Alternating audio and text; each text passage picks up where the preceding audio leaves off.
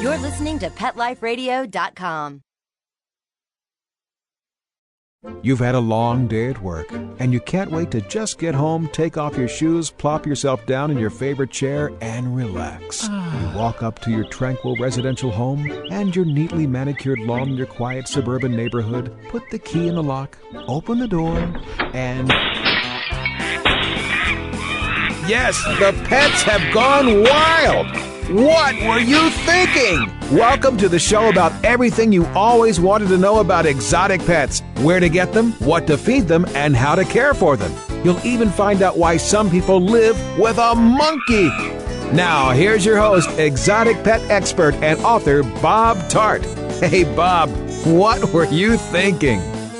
Hi, I'm Bob Tart, author of the books Enslaved by Ducks and Foul Weather, and you are listening to What Were You Thinking? Now, we've had two authors on the show recently. We had Laura Backman, who wrote the wonderful children's book Lemon the Duck, and more recently we had Care Ariel Wolf, and Care wrote just a great book about all the dogs and cats and other animals that she's taken in called Born Without a Tail. And we also had Janessa Kite as a guest, and Janessa is a senior bird keeper at a California zoo. But I want to make it clear, you don't have to be an author or a zookeeper to get on What Were You Thinking?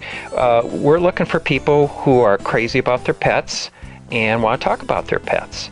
And so anyone who is listening who has some good stories about their animals, please contact me at bob@petliferadio.com, and you can be on the show just like my next guest, Angela Bowen. Now, Angela Bowen, she lives in Muskegon, Michigan, which is, I think, about 40 miles from where I live in Lowell, Michigan, in West Michigan. I met Angela this past September when I gave a talk at the Hackley Public Library in Muskegon, and Angela and I had a chance to chat after the talk. Angela grew up on a farm in Lowell, probably not too far from where I live, because Lowell Township is not a vast tract of land, and she would also like to be a writer. So Angela emailed me recently and said, she wants to come on the show and talk about her rabbit, Alfie, and I understand she just got a guinea pig, and we have not had anyone talk about guinea pigs, so we've got a couple good topics for today. So hi, Angela, welcome to the show. Hi. How you doing? I'm doing good.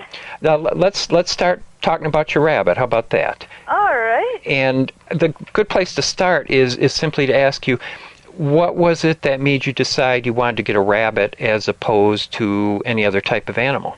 Well, I was staying in a apartment type townhouse, and they didn't have. You can have large pets and everything, like dogs and cats and everything. And I'd had dogs and cats growing up, so I really thought I wanted to try something new.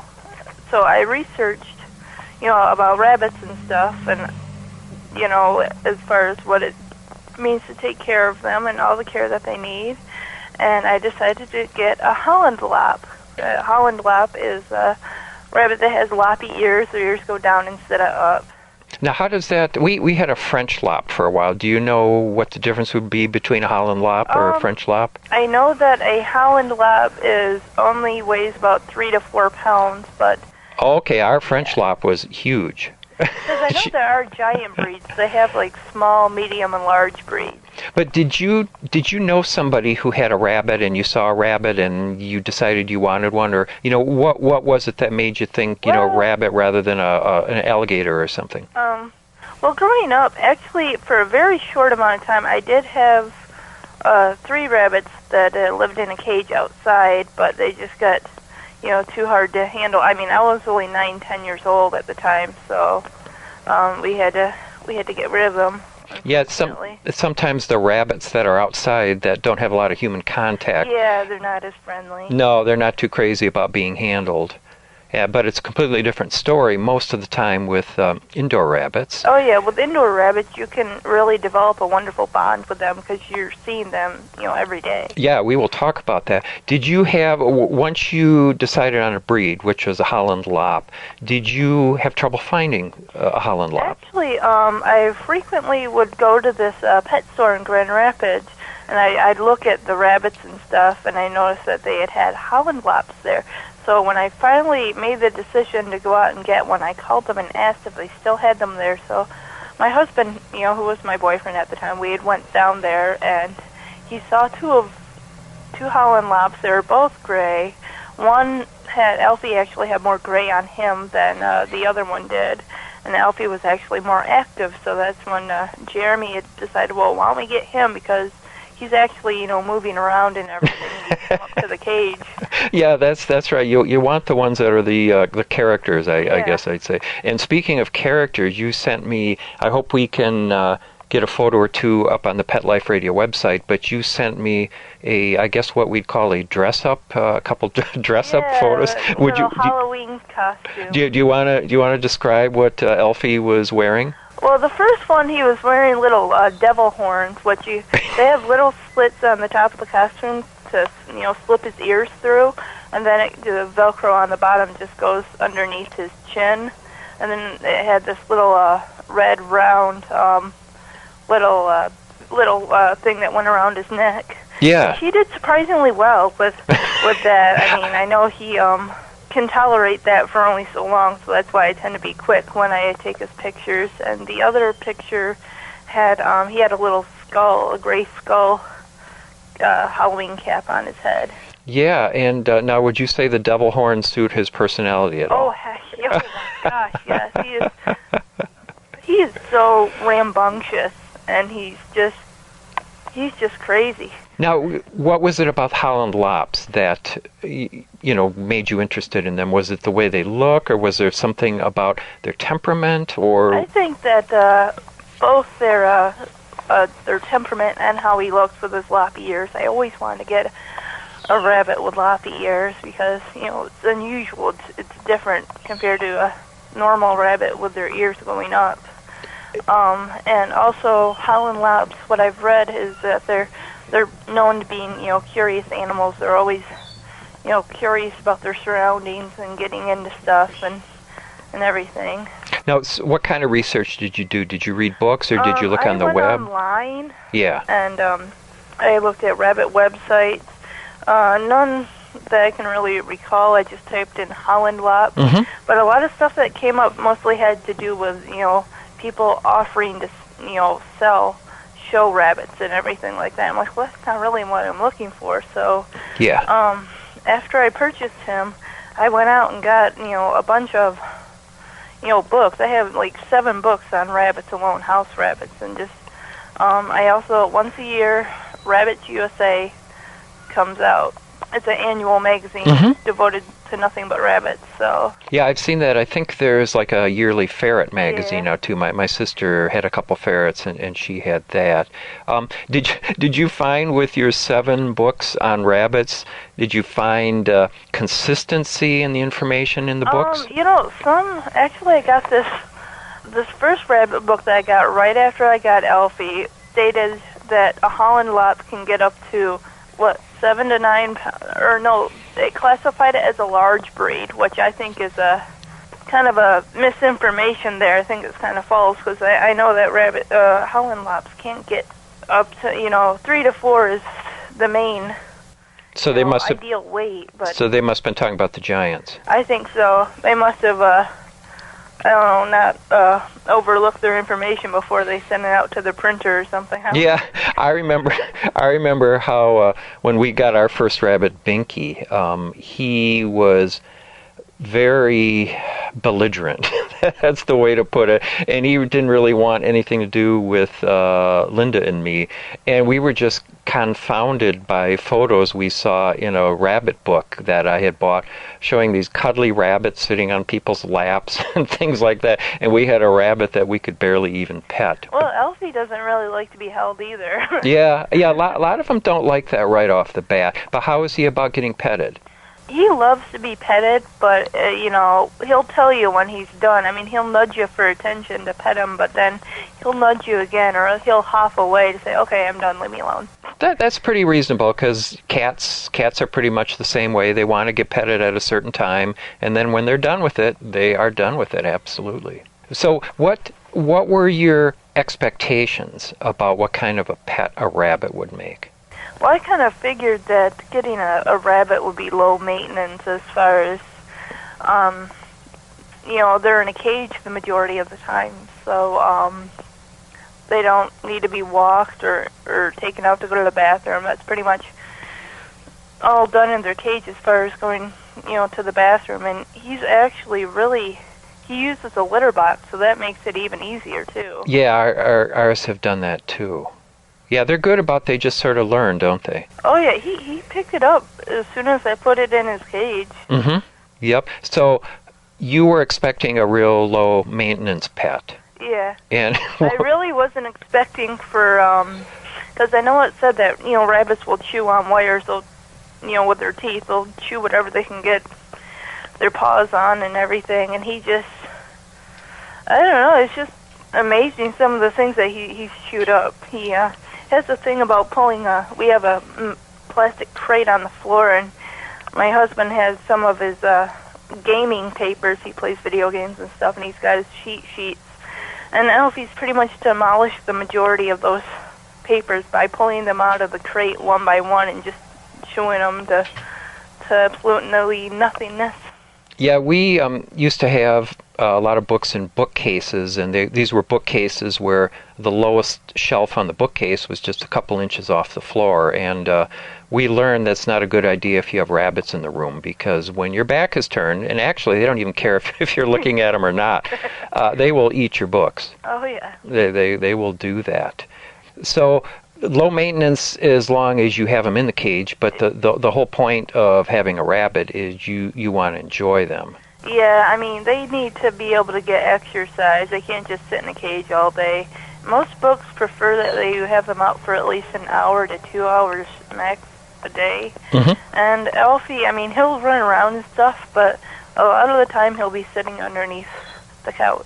So, now, when you say underneath the couch, you don't mean up in the springs, do you? No, okay. Actually, he'll if we don't have our the ends of our couch up, he can actually get underneath it from behind the couch. Okay, I gotcha. But if we have the ends up, then he can't get underneath it, and that's where he starts to pull on the back of the couch. Oh. He can start digging at the carpet because he can't get underneath there. Yeah.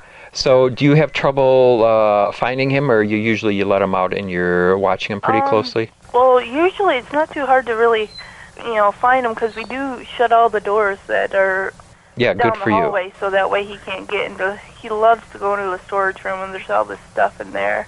And he actually ended up getting a cut on his back or something. We hadn't been watching him, which we should have been, and he was in the storage room, and I think he might have been under this rocking chair, and it had a little metal piece that he must have gotten hurt, because I was brushing him during the summer, and I noticed this bit of blood, and I'm like, okay, there's a sore here, so I took him into the vet to get it taken care of, and she said just to put a little bit of hydrogen peroxide, which made that spot of fur kind of brown. Mm-hmm. Yeah, it'll do that. But he was all right. Oh, yeah, he was okay, but finding a vet when I had to get him fixed and everything was near impossible. Okay, so you had trouble finding a vet that would see rabbits or exotic animals. They mostly stuck to dogs and cats. Yeah, we find that a lot, even with our birds, that we have to drive into Grand Rapids, and we see Dr. Bennett, who was the zoo vet for years. And that's what the lady at the vet that I had went to told me about, a vet who works around the zoo area, that he is very knowledgeable of exotic animals. Yeah. So what city did you end up having to go to? I took him to the Rockford Animal Hospital. Yeah. I mean, they're knowledgeable enough, but to get by and everything, but I'm sure if I wanted someone really extensive on their information, I'd probably go to Grand Rapids. But living in Muskegon, I only found one vet out here after calling a bunch of people that actually sees rabbits. Yeah, it's tough. We've got probably 2 or 3 vets not too far from us, but anyone who really specializes, and they're good vets. I'm not going to say they're not good vets, but people who really specialize in exotics, we have to drive a little bit. One of my rabbit books actually gave me some information when researching a vet as far as what questions to ask, like what type of anesthetic do they use, because there's only one real safe kind. I think it starts with an I. Yeah, Linda would know. She's really up on that, and we've been very careful about that when we have surgical procedures for our rabbits. We're going to take a short break for a word from our sponsor, and then I will be back with Angela Bowen, and we're talking about rabbits, and we'll hear about her guinea pig too.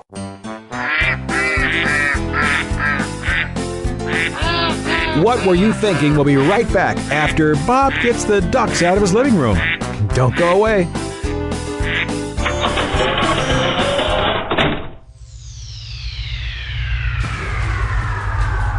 Greetings, human. What planet am I on? Welcome to Pet Planet. Here's a copy of Pet Planet Magazine, Florida's most informative and fun pet resource magazine. It features heartwarming stories and informative articles from local and national pet experts. Excellent. Pet Planet Magazine offers Operation Planet Rescue, helping rescued pets find new homes. And it's available at 500 locations in South and Central Florida and 24/7 on the internet at petplanetmagazine.com. If you're out and about with your pet, you may be featured in Paparazzi, candid pictures of you and your pet. For up-to-date pet-friendly events, activities, and pet-related services and products, Pet Planet Magazine is your final destination. I shall take this magazine home with me. Back to your home planet? No, to my condo in Boca. Pet Planet Magazine. Check them out at www.petplanetmagazine.com or 352-394-8578. It's out of this world.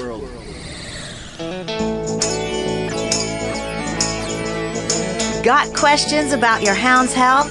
Need the facts on Fido's fitness or food?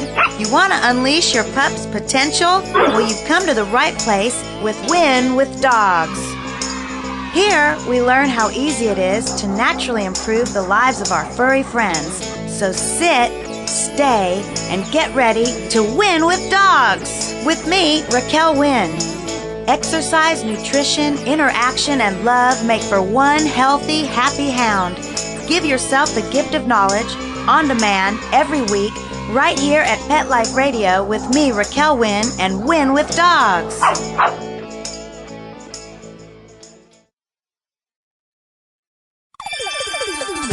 Let's Talk Pets on PetLifeRadio.com. Okay, ducks are in the pond, rabbits in his hutch, and monkeys... Ow! In my car! Oh, okay, well, I go check my insurance policy. We'll turn you back over to Bob. Hi, we're back, and this is Bob Tart, author of Enslaved by Ducks and Foul Weather, and we're talking to Angela Bowen about her rabbit. Now, I have to ask you this. You've been very kind to tell me that you've enjoyed my books, and I was just wondering if you had gotten Alfie before you read about some of the problems we had with rabbits in my books. Yeah, actually, I got Alfie in May of 2005. Oh, okay. So he's gonna be 4 in about 4 months. Okay, that's great. We always, whenever we get a new pet, one of the hardest things is coming up with a name, and I almost have to wait until something pops out of the blue. I don't generally, or Linda, she's real good at naming, don't really have anything in mind beforehand, because of course, you might have a name, then you get your pet and it doesn't fit the pet at all. So I'm curious, where Alfie came from. Does When I got him, I was trying out names on him, but they just didn't seem to fit, and for some reason Alfie popped into my head. I guess I had been thinking of that the TV show Alf about the furry alien. Oh, yeah. That came out in the 80s, and I tried it on him, and he stuck out his tongue, and I said, "Oh, I think he likes it." Yeah, that's good. You got a reaction from Alfie. Yeah, you mentioned something about him doing tricks, and I thought that was very tantalizing. I would like to hear about that. It was kind of funny. I was testing out by putting a treat above his head, getting him to stand up, but then I wanted to go further, so I tried to get him to start walking on his hind feet as he was standing up. So he'll do like maybe two or 3 steps at the most before he finally will sit down. Good Then I'll give him a grief. treat. Oh, I have never seen that in my life. I have seen them stand up, but actually take some steps. That's really good. Yeah. So how long have you been working at that one? Actually for a couple of years now, since we moved from the townhouse to here. So, and he does pretty well actually. When I put it above his head, he'll actually stand up and start, walking without me even really, telling him to, like, okay, now start to walk. Wow. And when you were talking about the costumes, I wanted to ask you, did you make those yourself, or how did you? Actually, I got them at Meijer, the extra small size for like a dog. Oh, that's right. They do make those for dogs, don't they? So as long as you can get the between extra small and small, it should be able to fit. I think the small ended up being just a little bit too big for his head. Yeah. Now, a lot of people tend to think because rabbits are so cute and cuddly looking that they make really good pets for children. But, living with Alfie for a few years now, what would you think about that? I'd say, honestly, it would depend on the child, but maybe an older child. But I feel that rabbits, as with any animal, are a long commitment. I mean, it's been known that rabbits can live 8 to 10 years, and kids, I think, maybe don't do so well with responsibility. I mean, it just depends on the kid, really, but probably not. I think they'd be better for, an older person. Yeah, do you think that there's something about rabbits that might make them more difficult than like a dog or I think cat? the fact that they don't really like to be held very much Mm-hmm, can be a big thing right there. Like, if they don't like to be held, I mean, then the kid's just going to ignore the rabbit. It sits in its cage. Plus, their nails need to be trimmed as well, and Alfie doesn't do well with that, so that's why I send him to I started taking him to the vet in Rockford, $15 a month every 3 months, but that's a drive for me, so I found someone who would trim his nails for $5. Oh, okay. Have you thought of just doing that yourself? Well, we tried in the beginning, but he just wouldn't cooperate. He wouldn't sit still long enough for us to be able to get even one nail done. They are strong, aren't they? Oh, yeah. When he gets his back feet kicking, he just really can scratch you up big time. Yeah. Well, besides the tricks, what other unusual things does Alfie do? Well, actually, after he's done with it, we have his lettuce. We'll give him to him at dinner time in a red little plastic dish, and when he's done, he'll start throwing his dish around. And one time, I have his pellets in a little feeder bin. He actually managed to get his little red dish inside the feeder bin.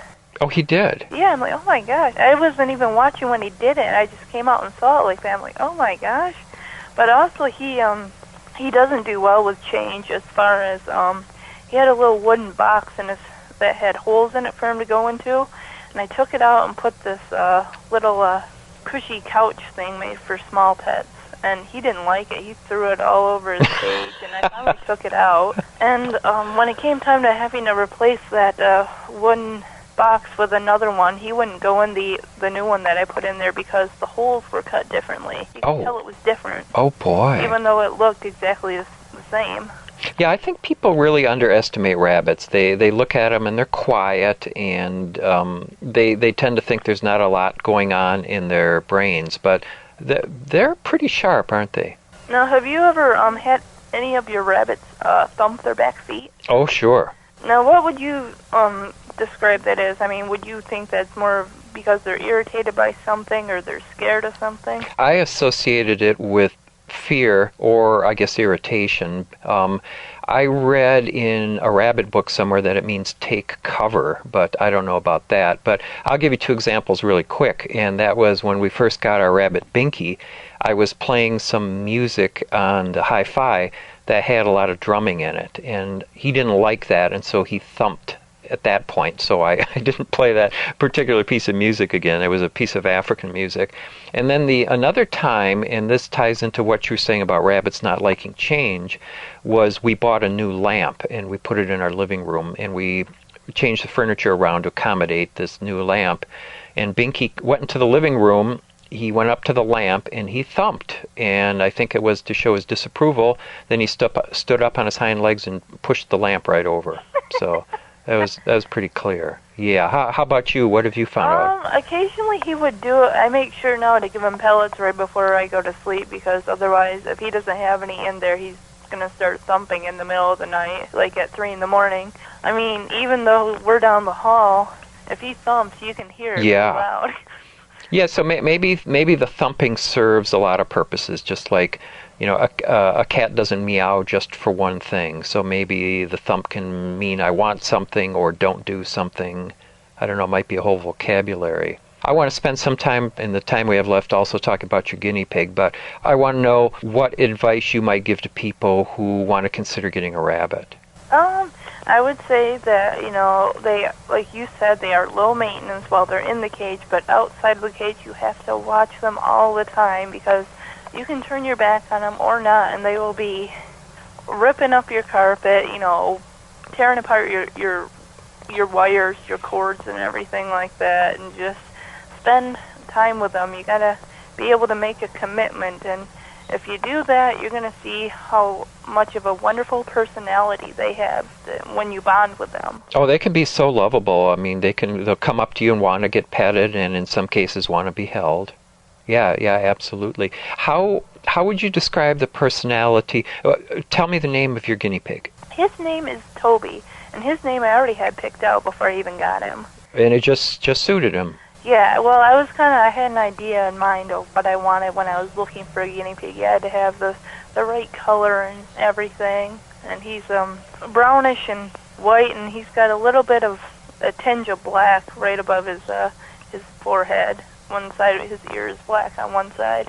Okay, I know nothing about guinea pigs. Is he a particular breed? I think he's an Abyssinian, I believe. I think that's what they're called. Okay. I don't know a huge amount about guinea pigs. This is the first time I've had one. My husband actually had guinea pigs growing up, and I know that he tends to squeak when you get, like when you open up a bag of like chips or something like that, or even when I open up the fridge, or when I feed Alfie his pellets, which their cages are like 8 inches between each other. Yeah. So when I give Alfie his pellets, Tobie starts to squeak, and I'm like, well, these aren't your pellets, these are Alfie's. Do they interact at all? Not really too much. I know that a lot of books have said that rabbits and guinea pigs shouldn't be together, but I'm like, you know what? They're not living in the same cage. Right. I mean, they say dogs and cats shouldn't be together either, but they are. Oh, yeah. No, yeah, absolutely. Have you tried letting them out together? I think we'll usually have their separate cage time. Alfie gets out at night. He's nocturnal. Mm-hmm. And Tobie, we will actually... we'll just have him on the couch with us. He'll, kind of lay in the crook of our arm. Yeah. And we'll just pet him and everything, and he'll start to squeak, a slow, little, soft squeak sound. Does that mean that he's contented? I think so. I think that's what, it takes a while to be able to catch him in his cage, because he's got enough space that he's, like, zipping around.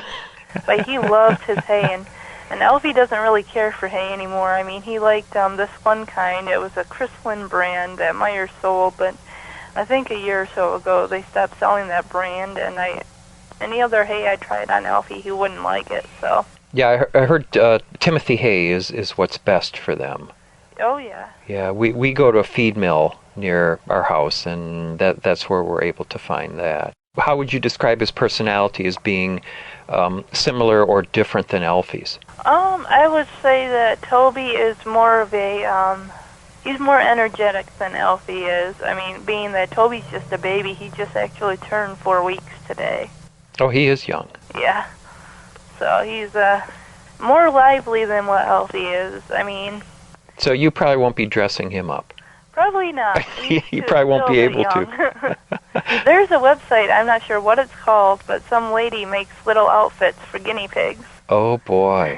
Oh, boy. I should talk to her sometime. I bet she'd be an interesting guest on the show. Yeah. We're about out of time. I was wondering if there's anything else you'd like to tell me about Alfie before we go. Any I think that's about it, really. Yeah, okay.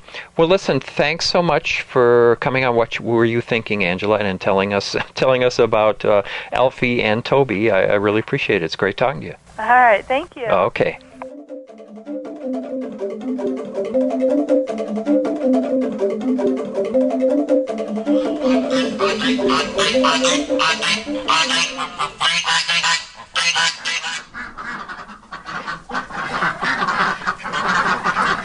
That's it for What Were You Thinking for another week.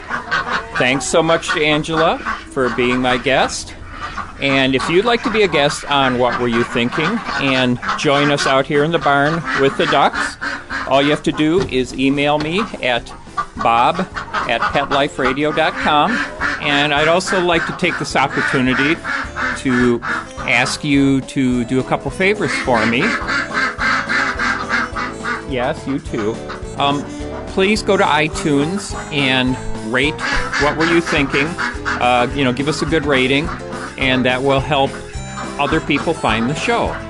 And also, I'd appreciate it if you could go to Amazon.com, and if you've read my books, Enslaved by Ducks and Foul Weather, please also give them a good review, because the more reviews, the better on Amazon.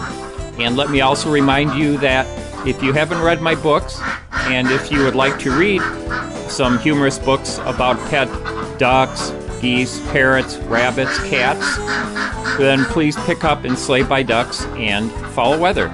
So that's it for this week.